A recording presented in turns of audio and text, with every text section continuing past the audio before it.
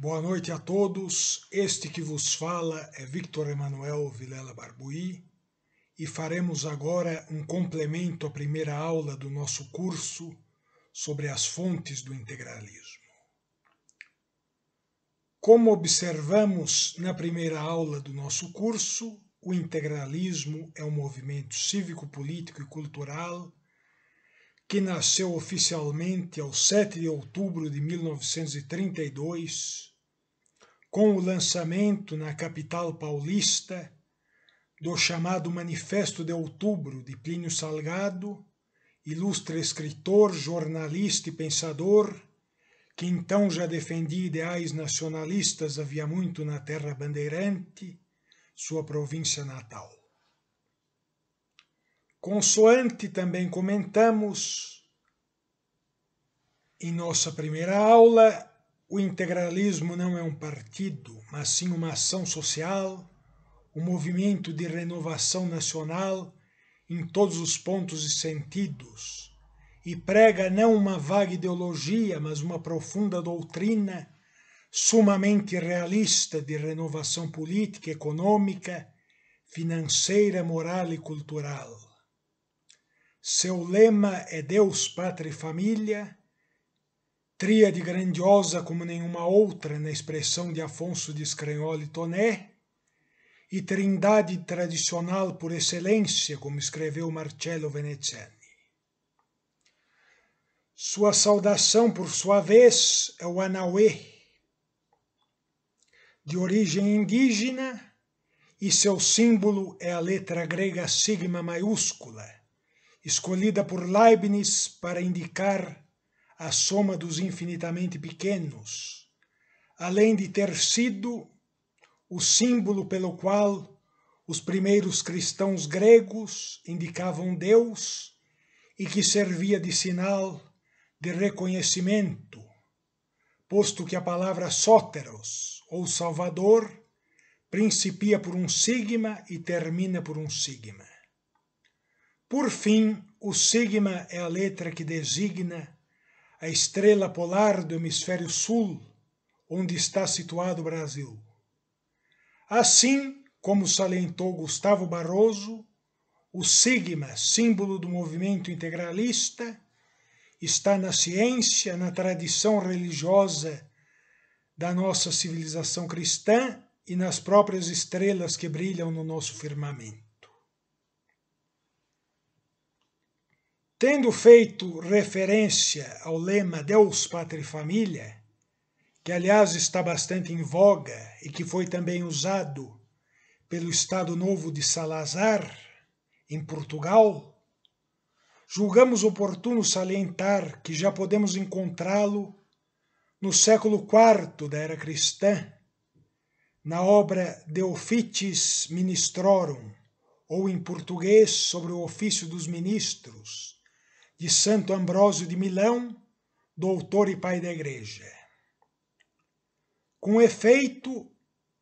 ao tratar da piedade, assim escreveu Santo Ambrósio. Abre aspas. A piedade é o fundamento de todas as virtudes. A piedade justa se dirige primeiro a Deus, em segundo lugar à pátria, depois à família, por fim a todos. Isso está de acordo com a ordenação da natureza, fecha aspas. Como salientamos na primeira aula do presente curso, o integralismo constituiu, na década de 1930, o primeiro movimento de massas da nação brasileira, reunindo em torno da bandeira azul e branca do Sigma o mais brilhante e pujante grupo de intelectuais de que se tem notícia na história pátria, e formando a primeira agremiação política realmente nacional do país desde o fim do Império.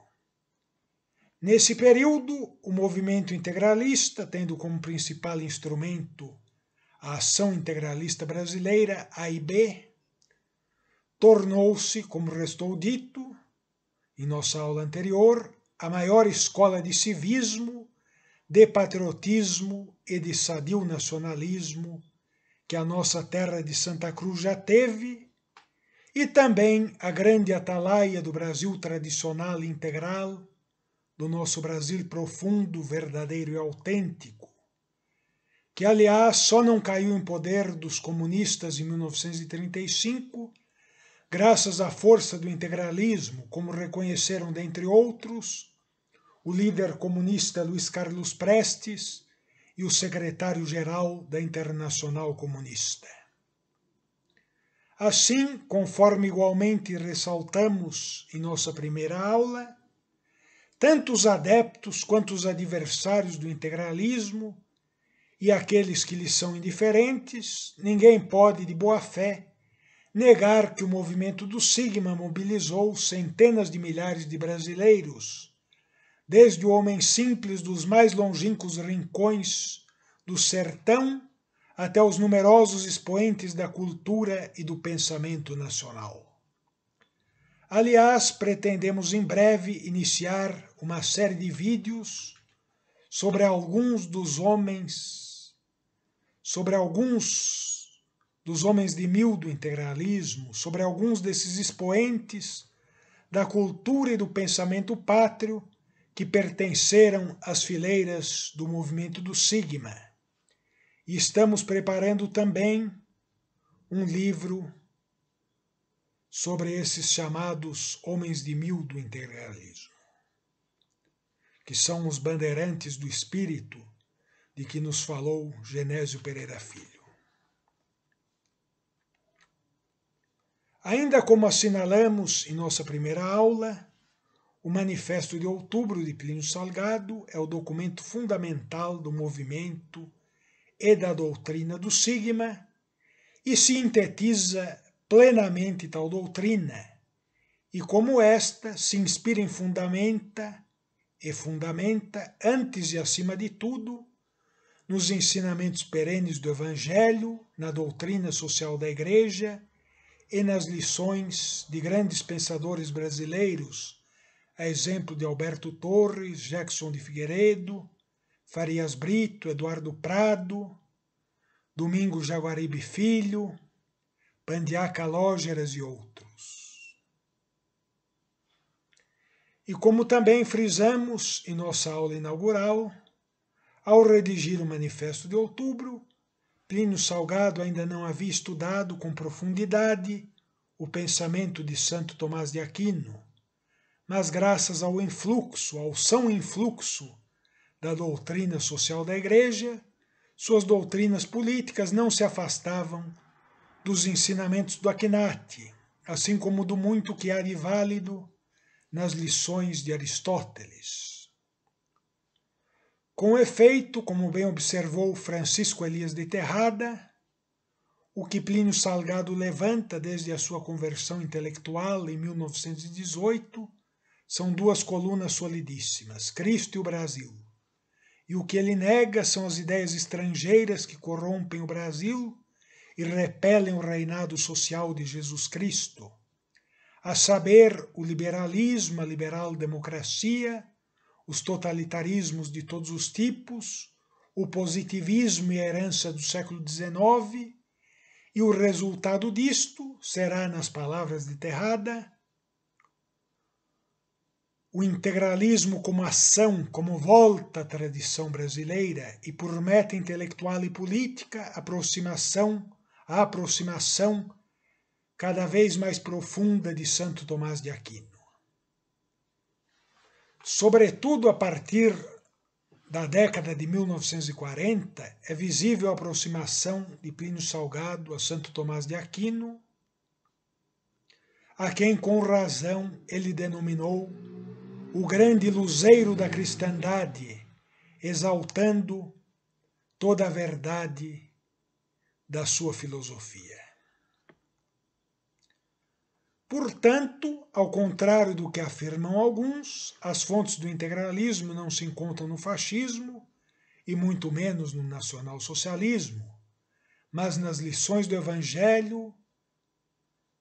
da doutrina social da Igreja, da filosofia aristotélico-tomista e de grandes pensadores e escritores patrícios como Alberto Torres, Oliveira Viana, Farias Brito, Jackson de Figueiredo, Eduardo Prado, Tavares Bastos, Oliveira Lima, Couto de Magalhães, Domingos Jaguaribe Filho, Pandiaca Lógeras e outros,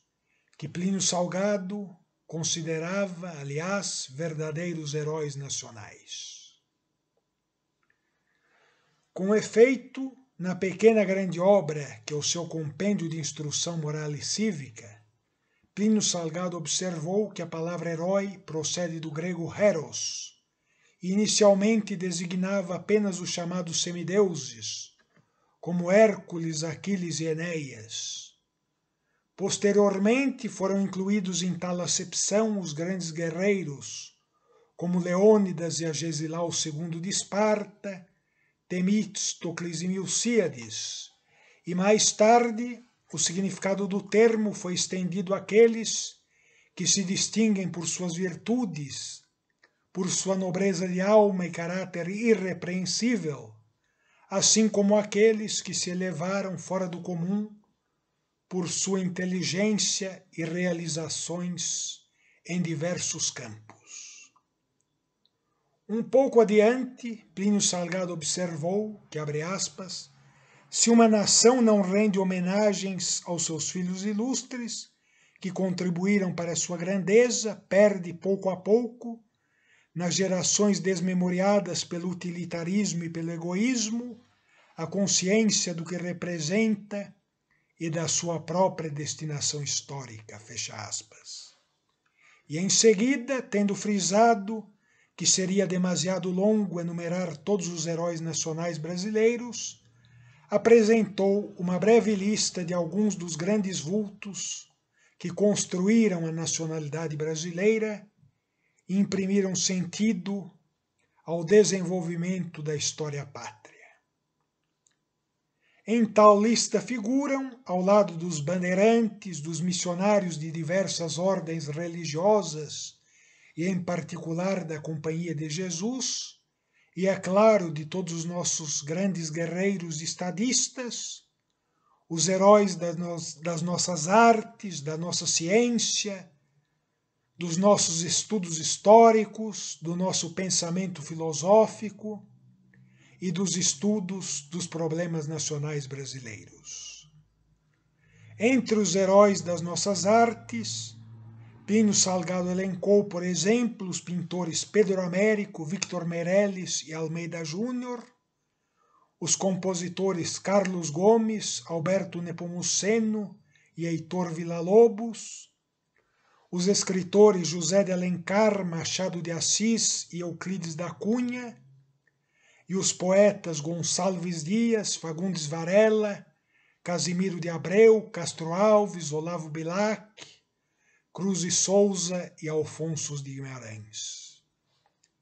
Entre os heróis das ciências, por sua vez, elencou, dentre outros, Oswaldo Cruz, Carlos Chagas, Belisário Pena e Emílio Ribas. No plano dos estudos históricos, Varnhagen, também conhecido como Visconde de Porto Seguro, e Rocha Pombo. No setor da filosofia, Farias Brito, e por fim, mas não menos importante, no campo dos estudos dos problemas nacionais, Tavares Bastos, Alberto Torres, Oliveira Viana, Pandiaca Lógeras, Pires do Rio e Elísio de Carvalho. Mencionamos, evidentemente, apenas alguns dos nomes da lista de Plínio Salgado, que não é taxativa e não inclui nenhuma pessoa viva ou recentemente falecida ao tempo em que foi elaborada, na década de 1960, razão pela qual, aliás, não figura nela ninguém da geração de Plínio Salgado. Antes de encerrar este breve complemento à primeira aula do nosso curso sobre as fontes do integralismo, julgamos ser mister salientar que, como dissemos há pouco, as doutrinas fascista e nacional-socialista não são fontes do integralismo. valendo lembrar, aliás, que, como escreveu Hélio Rocha, Plínio Salgado foi o primeiro intelectual de vulto brasileiro e latino-americano a atacar duramente o nazismo. Por ele atacado com efeito em diversos documentos, dos quais o mais célebre é a Carta de Natal e Fim de Ano de 1935. Já em relação ao fascismo, Plínio Salgado, que aliás conheceu na Itália Benito Mussolini e Giovanni Gentile, jamais deixou de reconhecer os seus inegáveis méritos, sempre entendendo, porém, que o fascismo não era adequado ao Brasil, cujo problema, em seu entender, era muito mais complexo que o italiano, e sempre discordando de pontos fundamentais da doutrina fascista, como a concepção de Estado ético, de inspiração hegeliana, que não se confunde com a concepção de Estado ético sustentada pelo integralismo. Com efeito, como vimos em nossa primeira aula, o Estado ético integralista é um Estado transcendido pela ética e movido por um ideal ético, enquanto o Estado ético de inspiração hegeliana é visto por seus defensores como fonte única e exclusiva do direito e da moral e personificação da própria ética. Encerramos este complemento à primeira aula do nosso curso sobre as fontes do integralismo, lendo um breve trecho da obra A Doutrina do Sigma, de Plínio Salgado, publicada em 1935 pelo poeta e editor Augusto Frederico Schmidt, que, aliás, diversamente do que supõem alguns, não foi apenas simpatizante, mas membro da Ação Integralista Brasileira. Abre aspas, então, palavras de Plínio Salgado. Os ignorantes, que nunca leram as obras integralistas, quando falam em público sobre essa doutrina, não reparam que estão se expondo a um ridículo tremendo ao afirmar que o integralismo é uma cópia do fascismo. Fecha aspas. Bom, é isto. Muito obrigado.